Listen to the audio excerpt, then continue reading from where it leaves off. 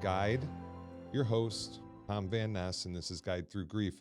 We're here in season 2, and I have another amazing guest with me with a great story and their journey to share, and I'm excited for her to be here today because her journey is at a point where I think a lot of widows and widowers feel, um, are they going to return to? And that's a place of joy and happiness and finding a new partner. And this is also going to be one of our first conversations with a widow about being a widow and widowhood. And so I think there's a lot of great conversation that's going to come out today for our listeners, for our viewers, and hopefully for our guest as well. And I'm not going to do introductions. I want her to do it. So why don't you go ahead and guest, introduce yourself. Okay. I am Katy Krieg Obrien, and I am 35 from Peoria, Illinois, originally from Roseville, and then to Carthage, where I was married with my then husband, about 10 years total, 7 years married. We have 2 kids, a daughter, and she's 10, and my son is 6. And I am since remarried almost a month ago Yeah. to my husband Joey, and that's how we are here in Peoria. You guys had a snowstorm wedding. Yeah, It was crazy, but it all yeah, went well. I did, and then 65-degree Christmas. Yeah. So why not? um, so before we get into your story a whole lot, um, tell me a little bit more about well, before we get into the family and the journey. Man, I'm glad I caught myself this time. For those that are new to watching this show, Katie, you as well, if you've seen any of the episodes where I've tried to get into We're Not Really Strangers, it's this random game I saw online. This level of the game is more about connection and is trying to be connected at a deeper level. And that's not just with each other, because we've had some conversation and a chance to make a little bit of a deeper connection, but our viewers may not. And so this is just a question we're not prepared to answer. Okay. Today, our conversation is going to be around something we experienced. So this is going to just open our hearts and open our ability to talk. So you can pick anywhere in that deck. It doesn't have to be the top card, but I'm going to let you draw first. Okay. You're going to answer the question. There are some wild cards in there where we both have to answer and things, but you shuffle it around, do whatever you want, and take the card, Okay. read it, and you can take a couple seconds to answer it, but good luck. Okay, it says describe your perfect day. Ooh. Wow. So I think that just overall my perfect day would be at the beach. Mm-hmm. Some drinks, good music, but maybe like a little tiki bar behind me that I just can Yeah. go and refill, and Yeah. then probably some Mexican food for dinner and sunset. It's pretty Okay. simple. All right. Perfect. What's your favorite like beach music? Oh, I would probably go to country, like Okay. just put on the Spotify DJ probably. So you're more like a beer on the beach or like a margarita on the beach or, like something fancy with an Yeah. umbrella in it? No, just a good old Michelob Ultra. Okay, perfect. Yeah. I love it. All right. All right. Yes. Well, let's see what the luck I have here.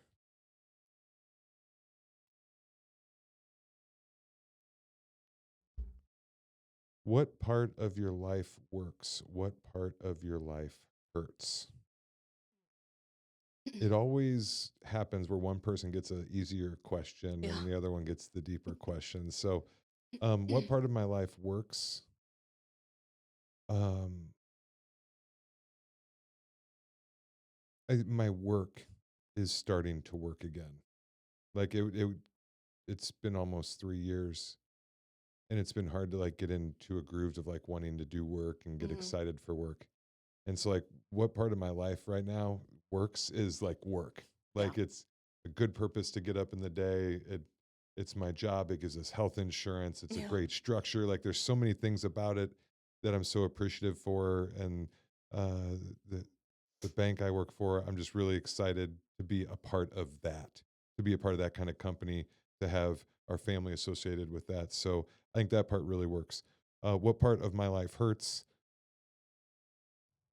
Um, Parenting and doing it alone. Like I was just uh, actually had an analogy come up today. I was folding laundry, and you're familiar with just like how just never ending Yeah. laundry, right? And I started to think about like it was two and a half, three laundry baskets full of clean clothes to fold. And I started to think about, kind of like grief. I have all these they're clean clothes. They're good feelings, they're good emotions, right?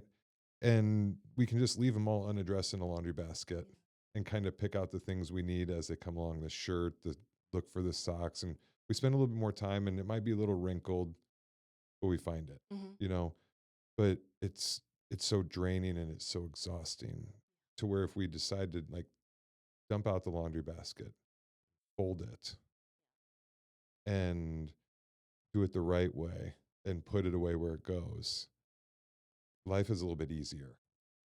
And if we don't take that chance, like sit down and take the time to fold it or sit down and recognize the feelings and emotions, that's what makes life, I think, more difficult for people Mm-hmm. that, go through the trauma and through the loss of someone. And as much as we think we have it addressed and understand it, I think it's also like laundry. Laundry never stops. Not always there. Yeah, it's always there, and it's Yeah. always going to get dirty, and it's always got to get cleaned up, and you always got to fold it up and address it and understand it and put it away. Mm-hmm. Um, and whether it be the end of the year, whether it be the holidays, Leslie's birthday, um, it's December 22nd for our viewers, so Christmas is just a couple days away. Um, so the holidays are right here, which make it tough, I Yeah. think, normally for anyone that's gone through, because this is a time where you're close with your loved ones. Yeah. Um, but then her birthday is just a couple days after. So I think it's just like helping the boys process their feelings and other family members, and then trying to like really don't want to fold the laundry right. Yeah. No, just let it sit. But Yeah, I just want to let it sit. yeah. And so that's folding the laundry hurts right now. Yeah. Addressing those feelings hurt right now. So um I think leading up to the holidays too is almost worse than the actual day. 100%. And I mean, how Yeah. many times did you see that in different like Yeah. podcasts and books and conversations with the therapists of like, you think it's BS Yeah. that the lead up's worse than the actual day, but it is. It's like Mm-hmm. we play all these horrible scenarios out in our head and get to the day and it's manageable. Yeah. It's almost like you're waiting to feel like that pain or sorrow on the day, but it was just every day leading up to that. Mm-hmm. And I think once you recognize that through the years, it does not get easier, but you know it's coming Mm-hmm. almost. You learn to have a little bit of a patience Yeah. and That's why you're agitated. That's why that yeah. sets you off. The laundry that would normally wouldn't set you Mm-hmm. off. Mm-hmm. Yeah. I mean, and it's so much though. So, well, there's another round of We're Not Really Strangers. Thanks for playing. I Yes. appreciate it. Yeah. Let's jump into our conversation, and I'm just marking my time. I forgot to do that. So, um, there's a lot of great talking points, but I want to know there's more about your family in the context um, of your story. So I guess can we talk about it was September, kind of in the COVID window, right? Correct. Yeah. Yeah, September of 2021. yeah. Mm-hmm. Um, and you both had COVID. We both had COVID. So I'm a teacher, and I had just gone back to the classroom and was very sick setting up my classroom, and he had always helped me do that. And so within the first couple weeks of school, we both got sick. And yeah, I was actually worse than he was.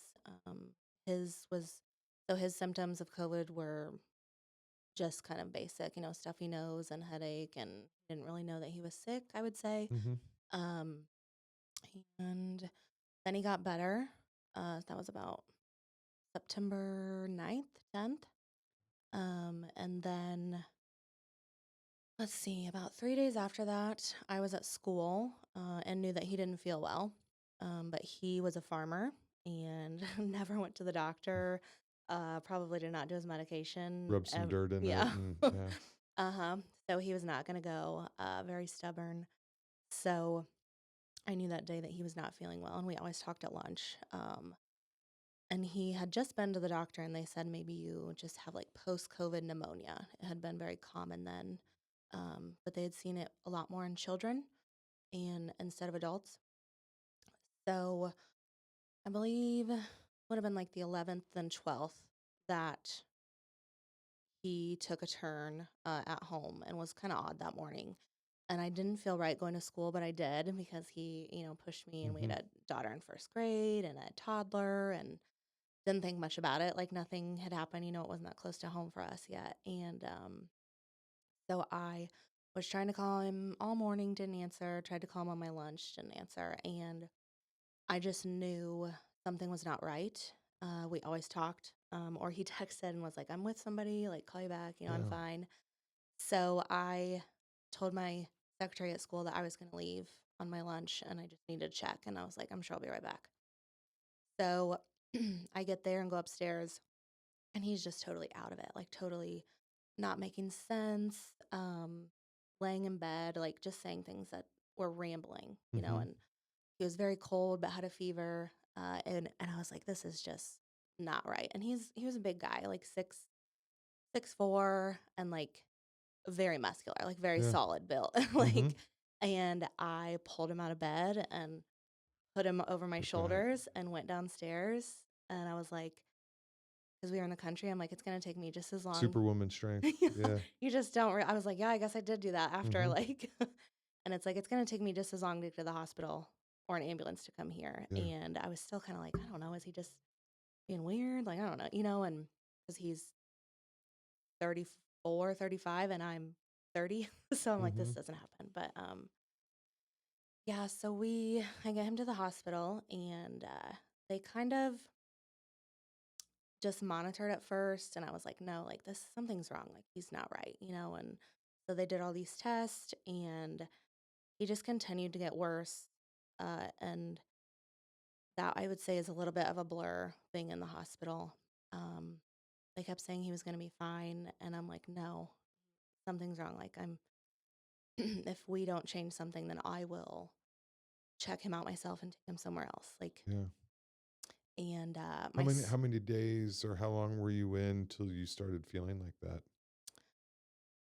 um about the end of day 2. Mhm. Yeah, he was just, at one point he had laid on the floor, because he was so hot, and just he's like, I don't know what else to do, but the floor is cold. So I just laid down.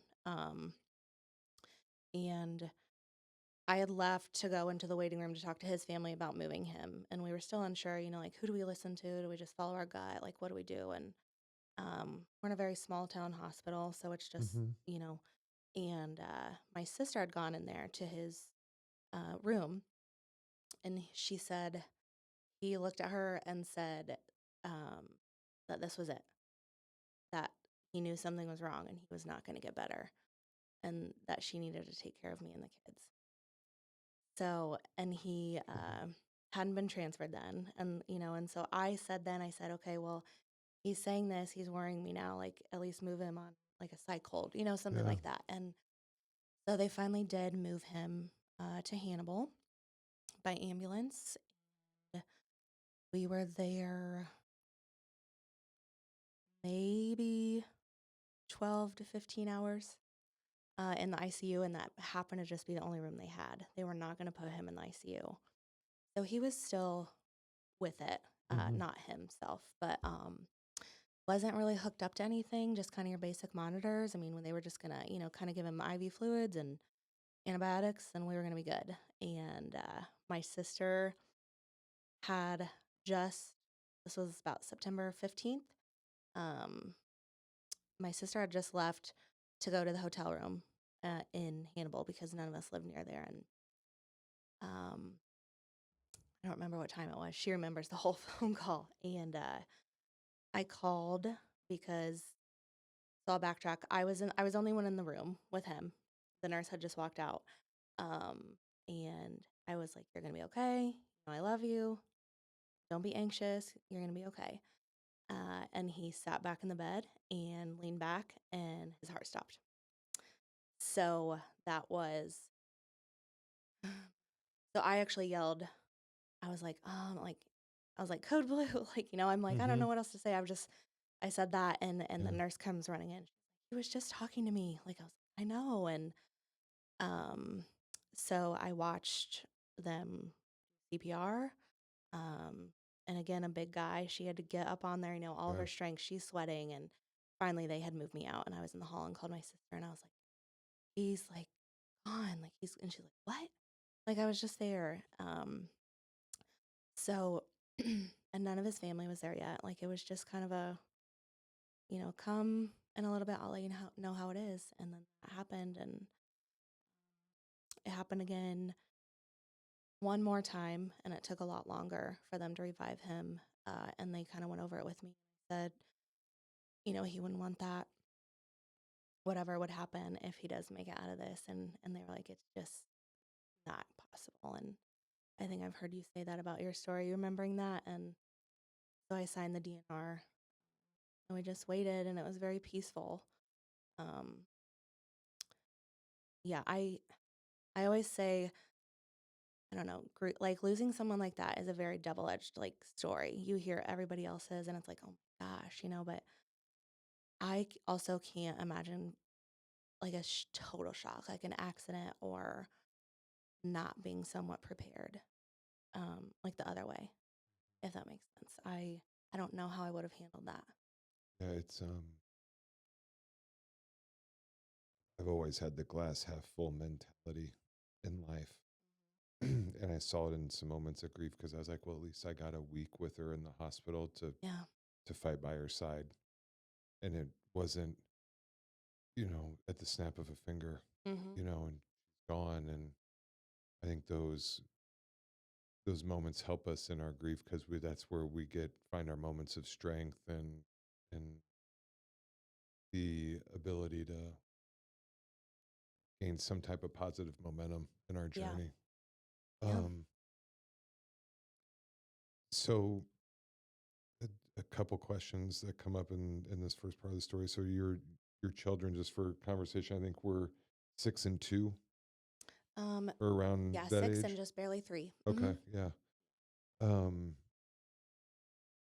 so I don't think we could touch that part. So I mean, it's just the kids coming into it at that young of an age just plays Yeah. a crazy part of it too. How did they ever? Did you ever think or have them up to the hospital to visit their dad I when he did was not. in? Yeah. No. So the last time Nora talked to her dad, I was just thinking of this the other day, was a FaceTime call. And Mm. that was before we were transferred to Hannibal.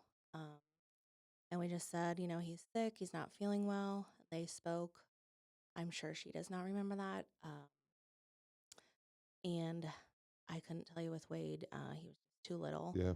Um, yeah. So, it's one of those things you really don't know what to do. What do you have them remember? Yeah. And our, like my parents and his parents and our siblings had a hard enough time seeing him from the way it changed him, all the Mm-hmm. fluids and how he looked, Yeah. that I knew I couldn't have kids see that Yeah. Yeah. at all. As the I same decision and same result, and so I know that is just such one of the first hard decisions I remember having to make in the moment that really I knew was going to have an impact Yeah. after. Um, we talked about at the beginning about folding laundry, Yeah. the load I didn't want to fold for the longest time, and that I'm still trying to fold. If I stick with the Yeah. analogy, is the time in the hospital. You said yourself, a lot of it just kind of blurs together. Mm-hmm. What what was it like processing through those emotions and those feelings, because I think that's a lot with the double edged. It's a serrated sword Mm-hmm. because there's so many things in those moments, those decisions we have to first make, and the suddenness of so much of it dealing with so many things. Like it's easy to not, going back to the analogy, it's easy to not fold that load of laundry and leave it over in Yeah. the corner of the room Yeah. and worry about kids, your in-laws, your own parents, there's so many other things you can dive into. What do you have anything else to share with kind of like addressing that? Was that a hard thing for you to kind of come to grips with and understand that it was what you went through, and that Mm. is some of the hardest stuff? Like would going there and seeing your loved one fight like that, whether it's cancer, traumatic, blunt type Right. stuff. Um, so I'm kind of odd. I do very well in like crazy, fast-paced situations. I don't Hmm. know if it's being a teacher. I don't know if it's just how I'm cut out. Like my anxiety does better then, like in those moments instead of just sitting and thinking about it. And so I feel like I did make pretty solid decisions, but with my sisters and my parents, and luckily Casey's parents, they just we were all in agreement, and everything I Hmm. did, like I wanted to make sure that they were on board. Like I mean, yeah, it's my husband, but it's their child, Sure. and their brother. And, like maybe obviously I did know him best, but they've known him their entire lives and his entire life. And so it wasn't just, to me, it wasn't just my decision.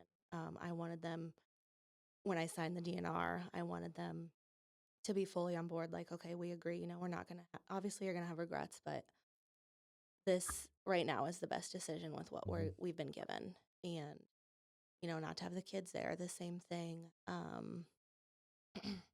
His best friends did come, and some of our friends, and I'm really glad about that.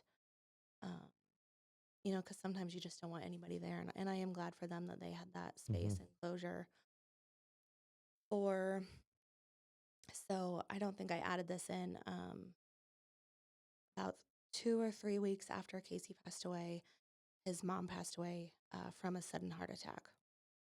Um, so she was leaving around the cemetery where he was buried, and so it was a lot of shock. My kids still, if somebody is sick or in the hospital, they assume they're going to die. Yeah, it's a Yeah. traumatic response or kind of, Hmm. yeah. And they like, so that is the only thing I wish we wouldn't have said, like maybe sick or in the hospital, but I don't know how else we could have said it. Hmm. So that is still hard. Yeah. I'm trying to remember. I think it was Bryn's episode, or it was another video I saw in prepping for Bryn's episode, which I think is the one that's going to air just before yours. Um, that they use like very, very sick, like Yeah. especially with children so young, using kind of more of the simple, you know, we all get sick, Right. but that's, there's really, really sick, and there's things to help kids understand that, as much as we might play it off of our head, that sometimes that's it. But man, it's so tough when they're kids because their little brains get Hmm. so stuck in their experience of what they think's just Yeah. right. Yeah. So Casey passed away, and then his mom passed away. I I remember reading some stats, and I can't remember the at what year this was through or when it was done, but it was something like 700,000 people a year in the world are widowed. Out of the 700,000, 600,000 are widows Hmm. that lose their husband. So there's inevitably a different support structure. Yeah. I have found a lot different support structure than what I've heard widows Yeah. experience. Everything from the podcasts that are out there, to the Hmm. books available, Yeah. to the support groups around your town. Mm-hmm. I've never lived in a town where there wasn't a well-known widowed group, Right. support group that went around and support each other. Like I, I, I don't know of one yet around here for widows Yeah. or for No. widowers. Right. And like I've met some other ones and we check in on each other and we talk, but that's like what I always hear on the opposite side's just different. And maybe that's just the nature of man versus woman. But I also think you start looking at the numbers. But talk a little bit about what was some of the support structures you had that we haven't talked about on this show yet, because I Uh-huh. think a lot of them have been from the male perspective and a lot of male guests. So Yeah. from the widow side, what kind of support structures did you find being really helpful and beneficial for people out there that are looking for some of those answers? Yeah. So before I had moved here, there being a small town, you just kind of you can really count and say who has been widowed or Hmm. what has happened, and they lead you to talk to them, and most of the time, I guess I always thought of them being older, Yeah. but within about, I would say, 7 years, in several of our small towns, I could think of at least five. Um, 42 and under probably. And I think mostly all of us had kids. So my first encounter was a couple of friends that my mom knew, and she just asked if I could go meet with them, just talk to them. And that was probably the safest that I had felt since he passed away. It almost just feels sometimes like you cannot fully let it out in front of your friends and family, um, because then you scare them. Yeah. And it's okay to say, like, and I think that's the first thing I say to people now, unfortunately, when this happens, which, they become a widow or widower, and it feels like you recognize it a lot more, I guess, is that it's okay to not want to be here anymore. And it's okay, like, in a safe way, like, it's okay Yeah. to be like, why wasn't that me? Like, and I think I still do that sometimes. Like, when my kids act this way, if it was just their dad here, Hmm. or, um, and I find myself talking to Casey a lot, like, come on, why did you do this? Like, Yeah. um, and so that was the first time that I really felt safe, like that they were like, yeah, we know That's exactly how normal. you feel, and Yeah. that's okay. And you're gonna feel that way for a while, and then you're gonna feel that way again, and then you're gonna still feel guilty about this, and it just sucks. Like, everybody has such a good quote to tell you, or a Bible verse, or read this book. Like, that's great. But also, it's like, there's really no way around it. It just freaking sucks. Like, Yeah. Yeah. It. to be able to say that, like, to somebody that gets it. And Hmm. and you just have to listen. Like, Yeah. you do not have to tell them something profound. No, You there's you just need to listen and recognize it, and then, okay, we're not broken. no, We don't, just because we're sharing something with you doesn't mean we necessarily need it fixed. no. And And sometimes it's just being able to share it and, you know, talk about it. hmm yeah, exactly. And even now, being married, and I've been in a relationship for over 2 years with Joey, my husband, I still go to widow meetings. I was just at one last week, and I said the same thing. I said, there is nothing for the men. Like, I don't know where they are, where they're meeting, if it's McDonald's or or what it is, but or I truly, that is, I think, something that really needs fixed. Like, and like, we have organizations, and most of the podcasts, yeah, are females. Like, I can't imagine. I can imagine it probably does feel like there's not many on your side. Yeah. It's yeah, I mean the stuff I saw that widowers could take in was very clinical. Hmm There's a couple men that were doing podcasts, but I think I talked about it one time in season 1. The couple that I found were anywhere from like 10 to 12 episodes. And like somewhere around 6 or 7, Yeah. episode 6 or 7, they talk about meeting someone. By like episode 9 or 10, they're hmm talking about getting married. Yeah. And the last episode's like, and we're done. Yeah.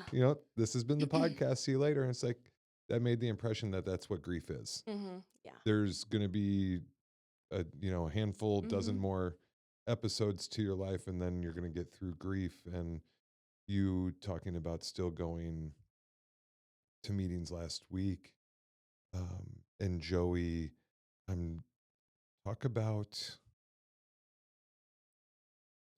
Joey, and yeah, talk about Joey. Let's just tell me more about Yeah, Joey. he'd love What that. has that experience been like Yeah. for him to come in to the children and Mhm. to your life and to Casey's memory Mhm. and maybe Casey's parents? What tell us more about Joey? Yeah. So Joey is I always tell everyone he's a saint. He's just I don't know why he puts up with me or the kids.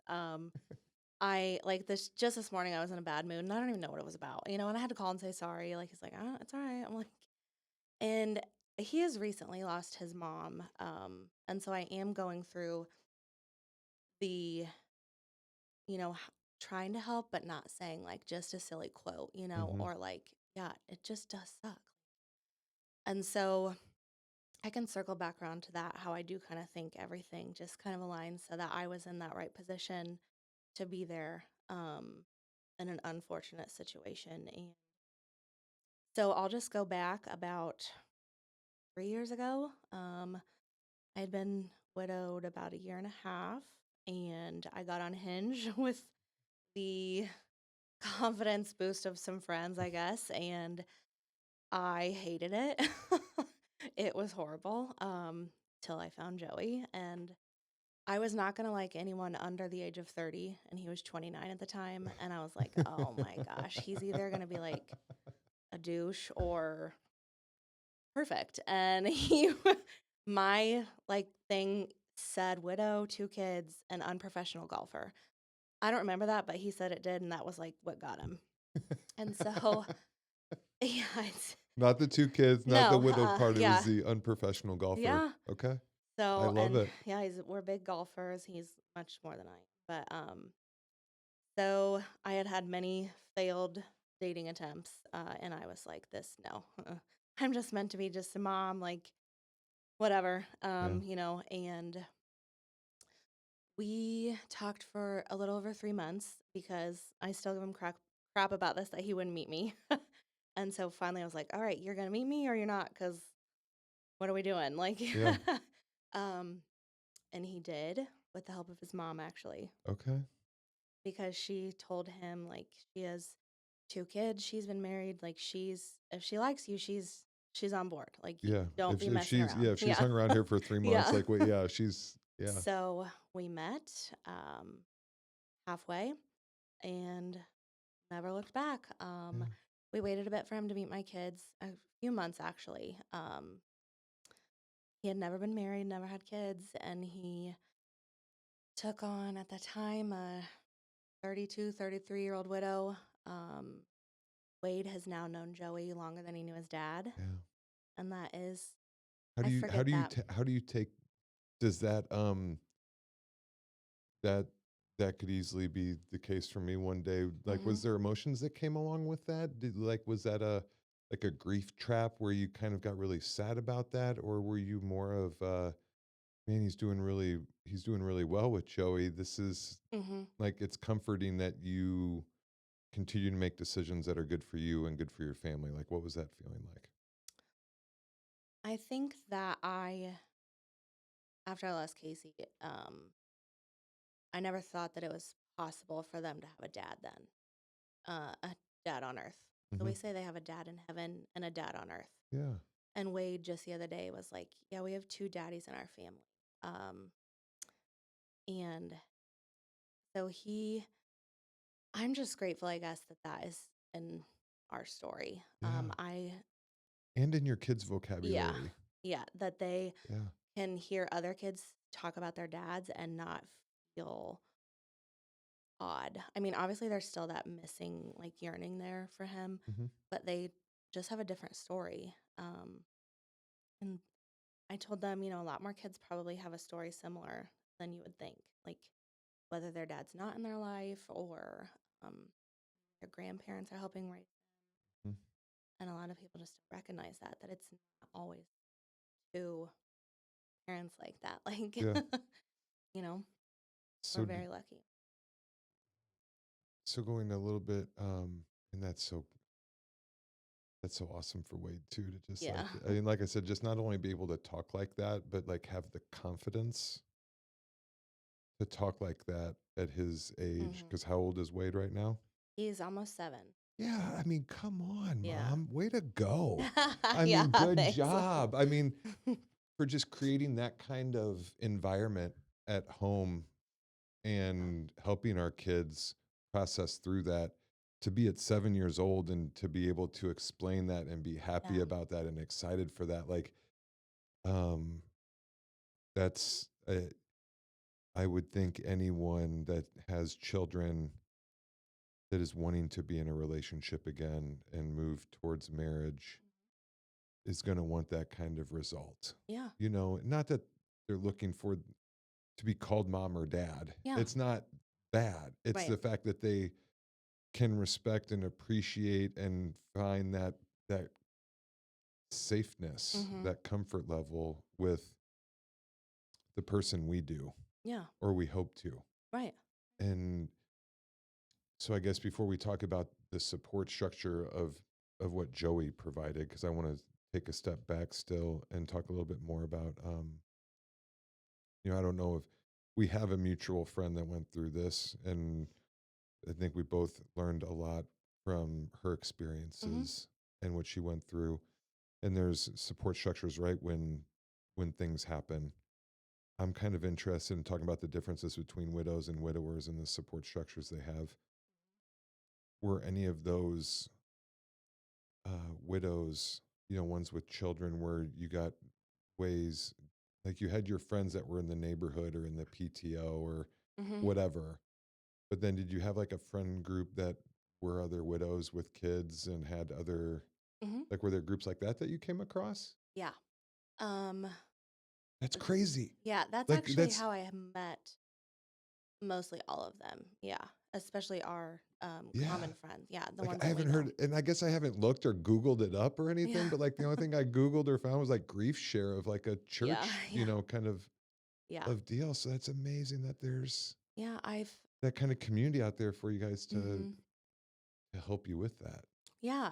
That is how I found the one here in Peoria, in the Peoria area, I should say. That's how I just already followed a couple of them on Instagram for their businesses, Hmm. and they posted, would anyone be interested? And that's not always my style. Like, that's kind of Yeah. how I met you too. I just, kind of, we just had common similarities. And really, I wanted one just for more men. Like, now that we're talking about that, for the people that I know. Yeah.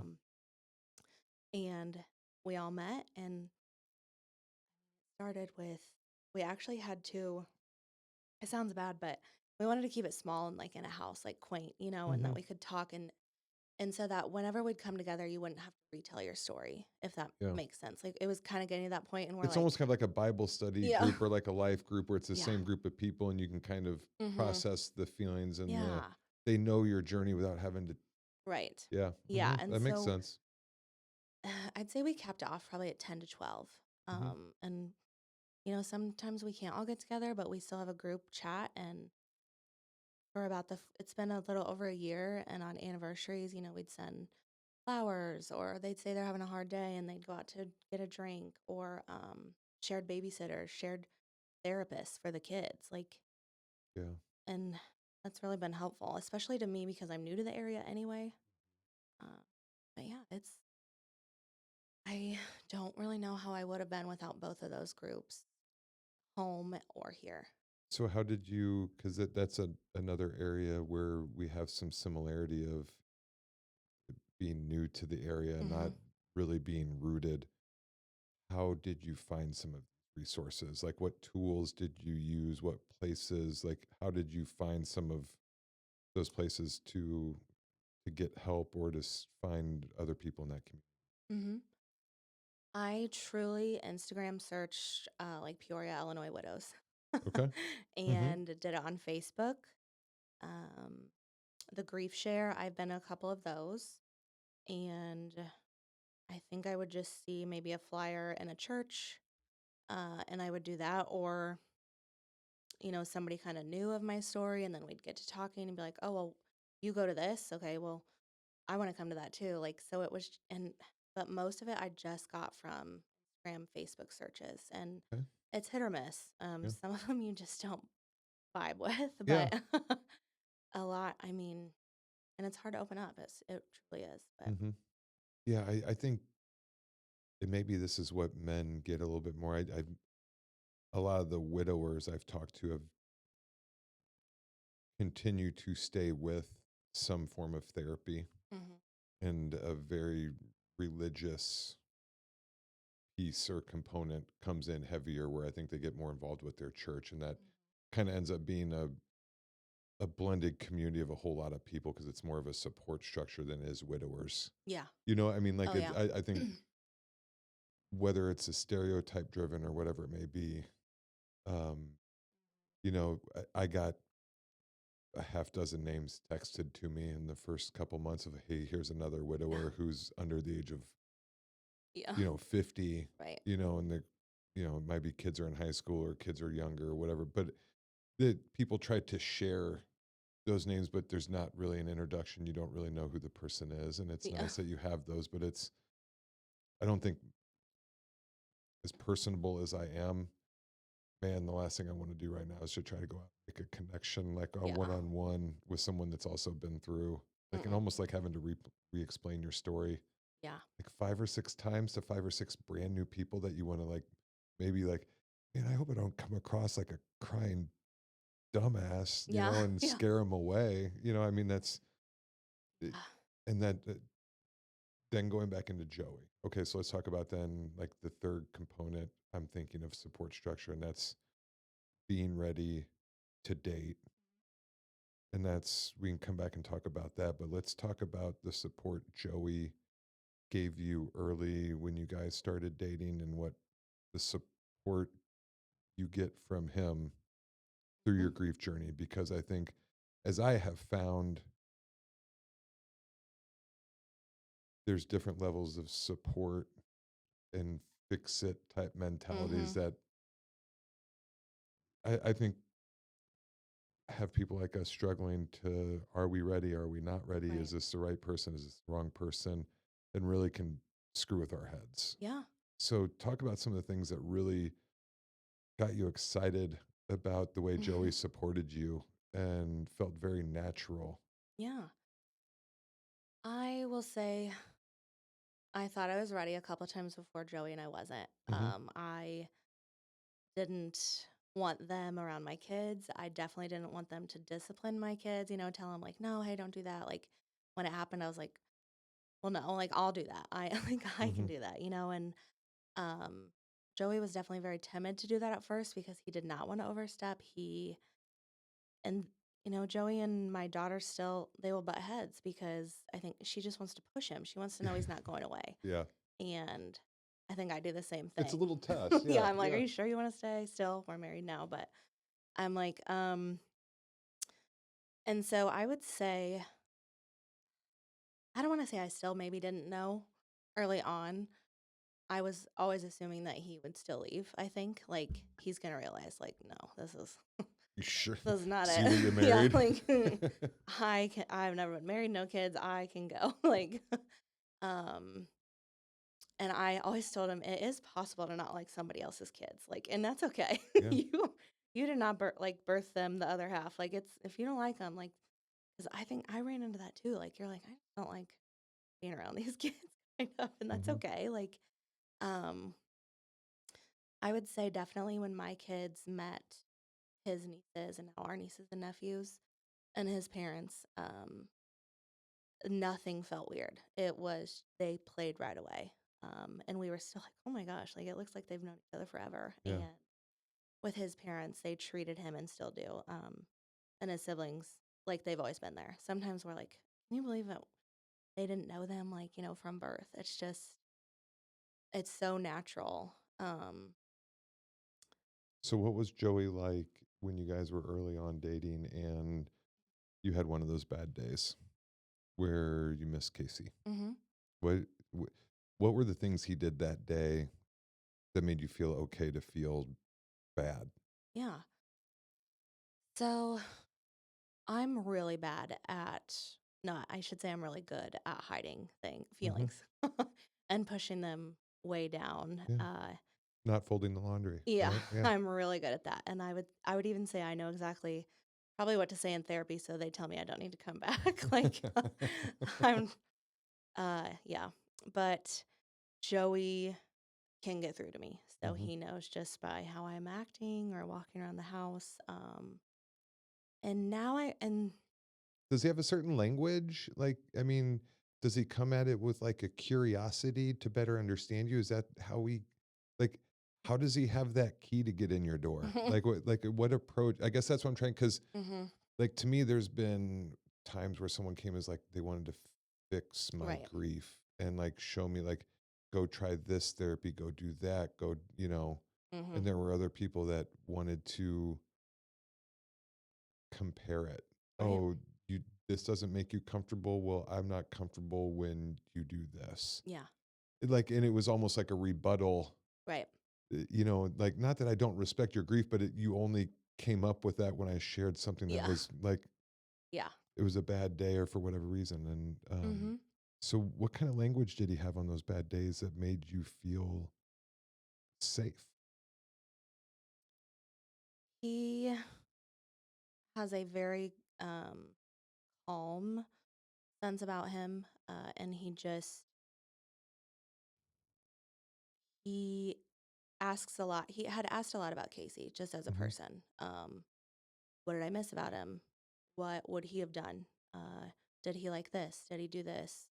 Yeah, He genuinely wanted to know more about him as a person because he loves our kids. Like he wanted to know, okay, well, is Wade gonna play football? Did their dad play football? Like, did he was he a singer? Like, and he would ask to see pictures. And before then it was almost like I felt like I can say something, but not too much because then you're gonna get upset like that I'm comparing you. And I would say that he's never felt compared to. I don't know, you might say different, but I don't think that we've ever, you have general relationship questions like I even asked him, about his past relationships. Like I think it's like just human nature to be yeah. curious, but um yeah, I told him like from the beginning, I was with Casey no more than 10 years dating to marriage to Hmm.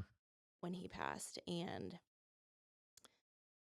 I knew going into dating that he was still coming with me Hmm. in whatever relationship I was in. Yeah. And being married, his photo was on our memory table at our wedding. Like his brother talked about him in his speech. I mean, it's just, I told him, like, he has to come with us. Like, Yeah.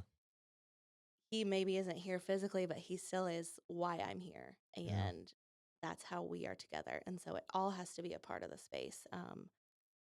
And I've told just fellow, widowers that are new and ready to date and get into it, like, no, I don't know everything. Obviously, I made mistakes, but I think it is helpful to see it as a book, one of the books that we despise. And I really wish I could write one that's like, cursing and all the things. I Yeah. might, but We can get together yeah. and co-write one. Yeah, Yeah. I have a lot to say, Yeah. what not to say really. But Like a follow-up to Men's Are from Mars, yeah. Women's Are from Venus, but it's like Yeah. some kind of grief Yeah. I always have a co-structured book. thought. I'm like, oh my gosh. But um he the kids and I were Casey's forever. And he had his forever. I think if you could ask him again, that's how he would say his forever is. And if you would, if you saw your life end and you knew it was with love and with kids and you were surrounded by your entire family and friends, would you pick anything else, other than to not leave that early, Yeah. obviously? So I know he would pick that for me to still have that. Yeah. And so he was a part of the forever, and as I see it, Joey is then my ending forever, if that makes Hmm. sense. Like, with no disrespect to Casey at all, because I have two love stories that I always am like, how did this happen when some people don't find one? And I don't Hmm. know. I don't want to be like, look at me, but like Yeah. it is. I think it is there, but you have to bring all your people into it. Like they have to know that they exist with you still. Yeah. Yeah. And it's, I think it takes someone really strong Mm-hmm. to date a widow or widower, Oh, absolutely. because the strength is exercised in everything from the patience Yeah. um, to the care. I mean, there's just so many different levels that has to be approached, and it's so beautiful to hear the relationship he's cultivating with your kids, but then also with you to make that family dynamic. Because Bryn talked about in her episode, like one thing she struggles with, which is not the same struggles that you have, but I can see where the partner like can help in that with younger kids is she has to be the bridge to having her kids understand who their dad is or Yeah. was, and all the different things. And she doesn't necessarily have access to all that information because both of his parents are passed away Mm-hmm. as well. Um, so the fact that Joey can sit here and hear those stories from you and even from Casey's family, um, to be able to share that with the children and then not feel the burden and you not feel the guilt and the like for none of Mm-hmm. the vocabulary and the atmosphere and the environment you guys are creating is is creating a negative space, and that's so awesome to hear. Like once, I mean, I have to move all these microphones. When I give you another fist bump on it, but um, bravo to just listening to your heart and the natural aspect of it, because I think that's um, I've definitely sat down recently and said, yeah, I know I want Mm-hmm. a, a forever with someone. Yeah. I want that. I don't know if I'm necessarily like ready to jump right into it right now, but I know the end result I want to get to Right. and learn from some of those mistakes, and also some of the things that I want, Mm-hmm. Yeah. and being okay with standing up for those. I don't know Right. how many before Joey in those dates or multiple, if any of them were multiple dates, like that crosses a boundary that I need of being able to bring Casey's memory along with me. I always say, Leslie, I wear a necklace that has Leslie's ring finger on my neck, and Uh-huh. a lot of it's because it was a ring finger, and I'm sentimental, and that's the one I picked. But it's also kind of her fingerprint on Yeah. me. Mm-hmm. I'm in every way a better person today than I was before I met Leslie. Mm-hmm. And to think I'm going to put all of those things in a shelf and be a different dad than I have been, which she helped mold me into being the kind of dad I am, to the kind of person I want to be taking someone out on a date. Yeah. Like Yeah. it's just some of those little small things that Yeah. I can't, I'm like, yeah, I can do all of that again, Mm-hmm. and so it's thank you for sharing so much so far Yeah. of everything. Um,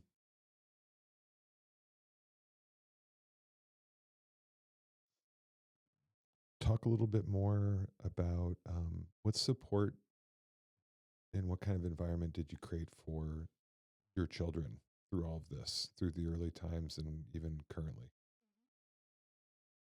I think, or I know that I still go back if there, as a a bad day that the kids have, especially, I think about it a lot around holidays, that the first few years, as you know, are just you're getting through. And I question, was I a good mom? What did Mm-hmm. I just put them to bed so that I could sit on the couch and watch TV and not be bothered? Yeah. Um, and them being so young, it hurts to know that I missed what I feel is so many moments. Like, Mhm.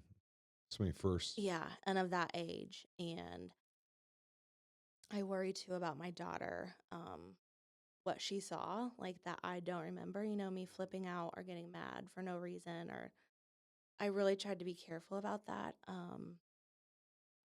But we were both hurting in different ways and missing someone in different ways. So obviously, I would do things differently if I could go back. But I knew that, and with help of my sisters and my parents, that they, at least Nora, needed some kind of like therapy and play therapy. And I think being in a very small town where we were, everybody just looked out for her. Mm-hmm. And they would message me, if she seemed off or having a bad day. And Wade was not in school yet. And so he was very close with his daycare provider. Um, and we had family and friends very close by. Mm-hmm. And so, church, my widow friends, just people I could be honest with. But I think that the thing that was just most important to me was them knowing, like, they, as people, can do anything, and just because you've lost a parent does not mean you cannot attend this event. There were many emails and calls that I made about donuts with dads, how that was not, or muffins with mom, how we don't Mm-hmm. need to call it that. Because not everybody can have a muffin with mom, and let's call it something else. This is almost 2026. Mm-hmm. Or daddy daughter dance. We don't need to call it that. But and just for them to speak up, like say, hey, like my dad's in heaven. I'm not gonna make a Father's Day gift. Can I make something else though? Like, Yeah. and you and they do that. Like Wade will tell you, like, no, my dad's in heaven, but my other dad's right there. Mm-hmm. Like, and I gotta meet Wade, man. He yeah, sounds oh like the gosh. coolest 7-year-old Yeah. ever. He'll just come in and sit down. I'm always like, you could walk up to a bar and just meet 5 friends. He just, Oh yeah, gosh. Oh. yeah. And so I think just, they needed to know that, I don't know. I hate to sound like, I don't know. I think I felt like I can do anything. I didn't need Mm-hmm. a guy. Yeah. And I will go back to being the difference of male and female. I think that that really is hard when you think about it with widows and widowers. If I were still single and had a guy or a man come and help me with a project that I needed, extra muscle with or help like that, I don't think anything would be seen about that, or thought of. Mm-hmm. But on your other hand, like you were like, hey, like I want to make this for the boys, like I want to bake this like she did, or you know, something like that she would have done.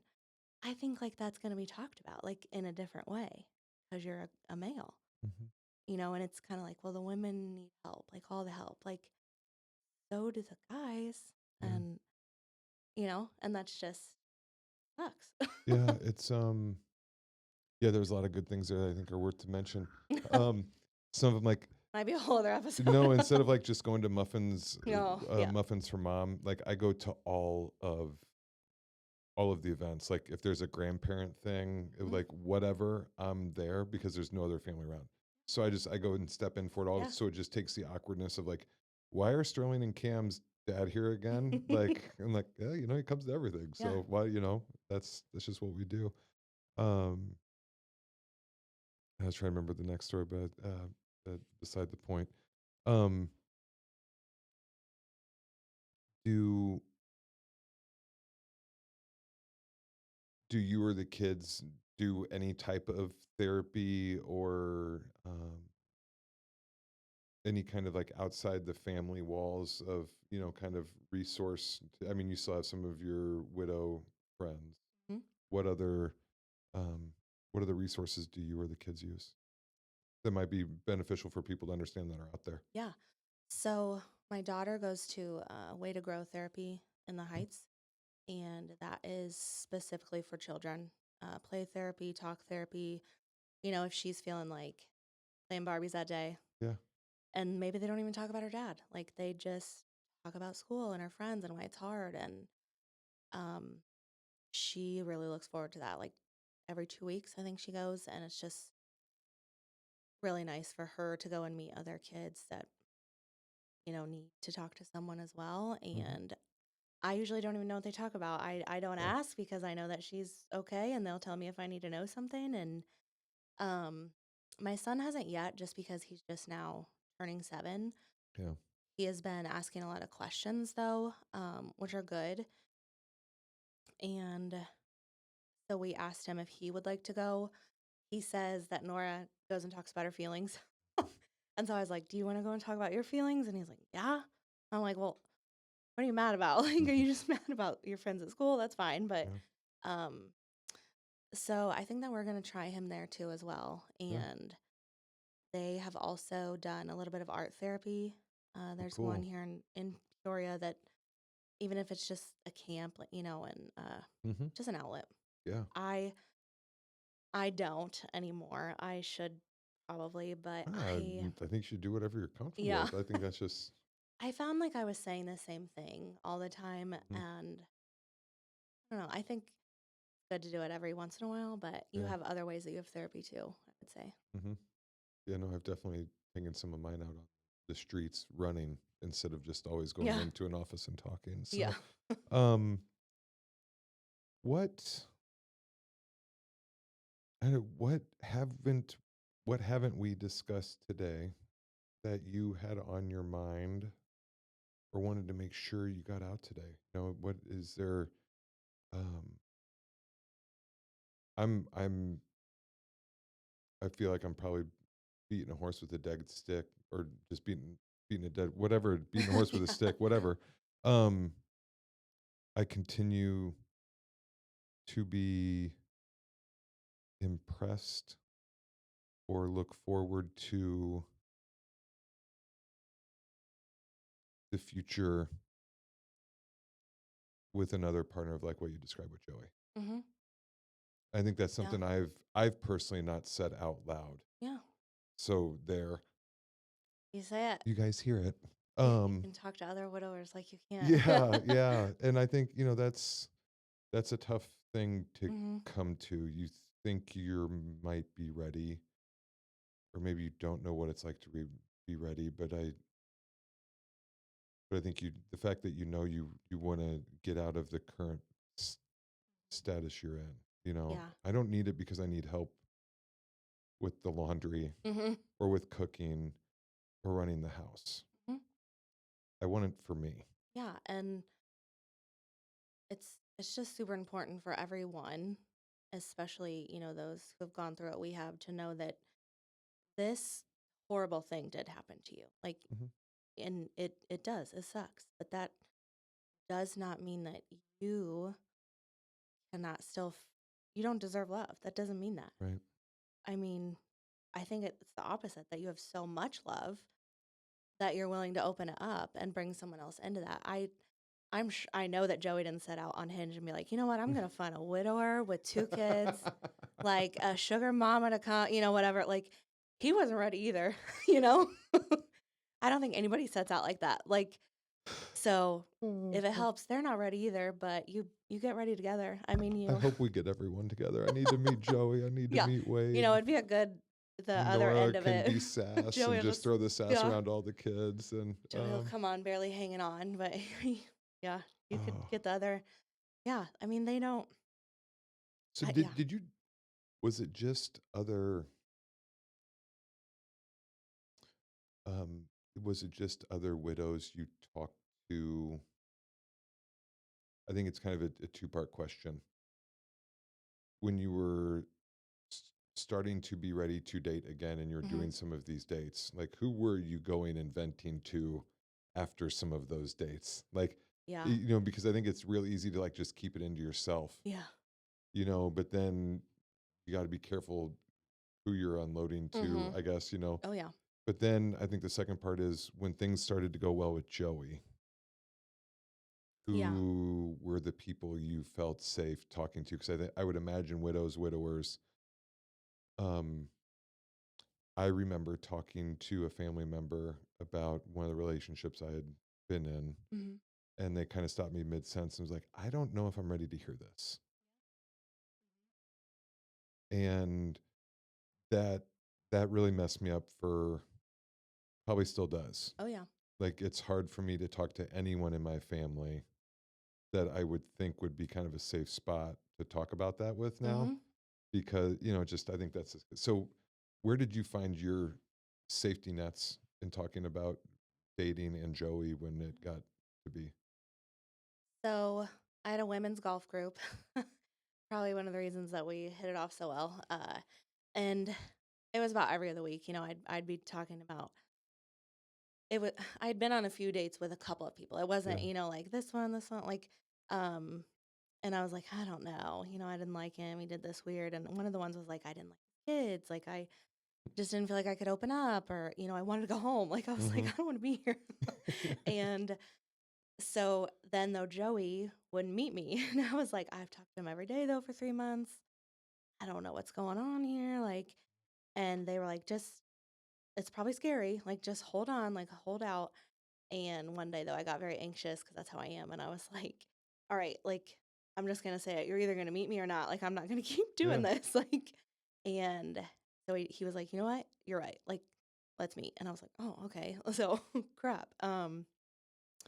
And so I would say it was the same people. Um, and they know, like, they Mm-hmm. know, yeah, I mean, it's fun to talk to them, but are they, long term? And they knew it was different with Joey. And I actually brought him on a group date, and he met one of my very good guy friends. And he kind of didn't know about him. Like, he was like, wait, what? Like, what do you mean you've been talking to Oh, this like a little guy? Like, curveball. yeah, Yeah. it was Yeah. like, well, I didn't want it to go bad, so I didn't really say anything, and so I was like, all right, if they can hit it off, then I'm good. Like, and they both golfed. I mean, to this day we have a group chat. Like, they are very good friends. And um when Joey first met our kids, it was with my sister. So Yeah. my sister had kept them like that day. Mm-hmm. And I was like, you know what? Do you just want to go with me to pick them up? Like, it's been 5 months that we've been together. I think that we know that we're going to test this out. This is the Mm-hmm. next step. And my sister grilled him. She, and I thought she was kidding at first. And I was like, shut up, like, stop. And Yeah. she's like, no, I want to know what your intentions are. Like, Mm-hmm. why? And he was like, and I was like, oh my gosh, this is it. He's not going to come back. My But sister's no, threatening that I have to make every person I date turn in a resume to her so no. she can screen them first. And I Mm-hmm. thank God I'm not living back in Quincy. Yeah. No, just Yeah. kidding. I love you, sis. Thank you. No, yeah. Um, well, that's And we. it's awkward to say. It's Yeah, awkward to say to no. them, but once you say it, it's like, there were a few times where I'm glad people set me straight, but there were also a couple times where I even had to look at family members, my parents, and say, you know what? I've been through something you haven't been through. So I'm just going to go with me on this one. Yeah, Like, and we're just going to have to see if I screw up. yeah. It's oh, we've talked a lot today. Yeah. And it's been for an hour, I think, too. Well over an hour. I shouldn't say well, but it's been some great discussion points. I know some of the points I wanted to talk about I covered, but I didn't really know one more chance. Are there any tips, life hacks, reminders? I know we talked about everyone has quotes in scripture, but this is the part of the show where quotes in scriptures Mhm. and little things are good. Yeah. So what Yeah. are there any of those that you think are worth sharing? And is there anything we haven't talked about today that you think is worth noting? I think I don't like usually the term it comes in waves, Hmm. the grief. I've been thinking about that a lot lately, though. I just saw a podcast with Mel Robbins, and he Yeah. said that Hmm. David, or maybe Yeah. is his name. So I actually got his book after that podcast because I was like, Yeah. okay. Um, but it does. And holidays, especially, we're right near a holiday. That's difficult. You're near a birthday. And I still think of things, a father-daughter dance for Nora. If I see one of those TikToks, I'm done. Like, it's not for me that I'm upset anymore. Yeah. It's my kids. And that's more of a wave.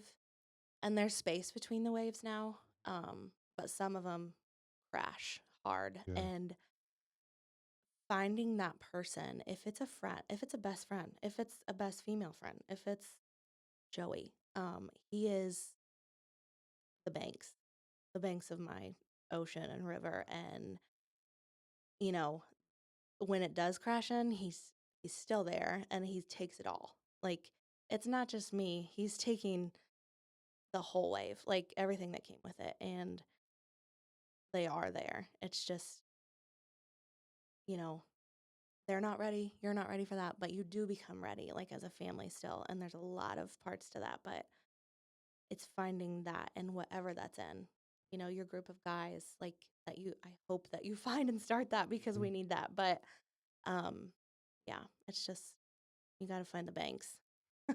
That's beautiful. I will, and full circle back to our we're not strangers. What you talked about, your perfect day was on a beach. Yeah, didn't even think about that, but yeah, that would And make you sense, wouldn't just it? described the person Wow. that you need to be on your beach, whether it's the Yeah. sunny day and we're Mm, enjoying it, or it's when the storm rolls in and crazy. the high tides and all those things come in, and just our shorelines take it every time. Mm-hmm. And to know that our partner can be there to help us Yeah. through our grief is just seeing. We thought you got the light question. Yeah, they're gonna think we planned that. I didn't even think I've about that. gotten That's all, good. wow, you got me choked up a couple times here today. Oh, I just don't have a heart. I don't cry. Yeah, no, No, I'm such a crybaby, but I should. that's just me, and I'm okay with it. So Usually it's when the laundry piles up, then that's when I start crying. I'm yeah, like see, bad at the laundry, so I'm trying to fold my laundry as much yeah, so I don't cry as often yeah, over it. I should.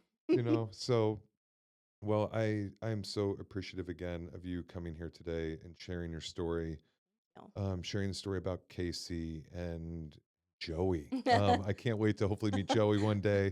And Nora and Wade sound like they're just doing a great job, and simply, Mom, you've gotten them to this point so far, and Joey's definitely helping, but they wouldn't have gotten through this without you. And I hope you will always have your head up for that, Yeah. and be proud of yourself for that. Because I think when we go through these as single parents, we hear that a lot from other people, and it's hard to accept that. Yeah. But I think when we're sitting in the space with someone who has gone through something similar and we can hear that, it Hmm. matters, and we can hear it, I think, a little bit more easy. Yeah. So, It's not perfect, but every no, day is not perfect. I don't want it to look like that. There's a lot of trials. I make But my house look yeah. perfect. I make my folded laundry look good. Mm-hmm. For those that got my Christmas card, how good did that look? Yeah. It is a mess Yeah. Oh behind yeah. it all. And I'm scared to talk about it a Mm-hmm. lot. And I'm still struggle with finding the right people to talk to about it. And I think that's okay. Yeah. And I think we all go through that. So, Well, I am proud of you. oh, well, thanks. It's hard, I think, to be a guy, a man. When I can imagine, truly, I have always said that. You've picked up a lot of pieces, and I do know of Leslie as a person. Yeah. I don't know her personally, but her legacy and story, and you'll do nothing but carry that on Yeah. through with you. Yeah. I don't think we talked about it at the beginning to our viewers, but we have a mutual friend, and where you spent some time was in Leslie's coverage area where she was a news Mm-hmm. anchor, Saw her and at on night. TV Mm-hmm. during the 5, 6, and 10. So, and here we are more than a decade later, kind of coming full circle. So, Katie, thank you very much for being here today. Yes, thank And you. viewers, thank you so much for tuning in again and listening to another journey and another story that will not show you there's only one way to handle this, that there's a bunch of different ways. But the goal is there's no right or wrong way to go through grief. There's your way. And hopefully, the collection of these stories and things you've heard today and in other episodes will help you develop the path for your journey of what you're going through in grief.